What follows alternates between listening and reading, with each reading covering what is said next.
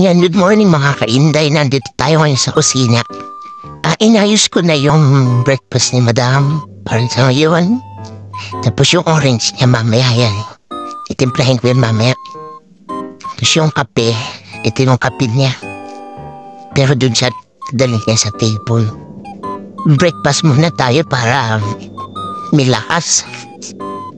Yung breakfast ko ngayon, peanut butter, na mauubos na kailangan ng punasan o dilaan sa loob kasi yan na lang yung peanut butter ko tsaka yung tinapay ko may kagat.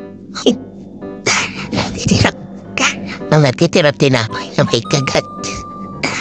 Kus yung kape masinlinaw ng utak. Yung linaw ng utak ko.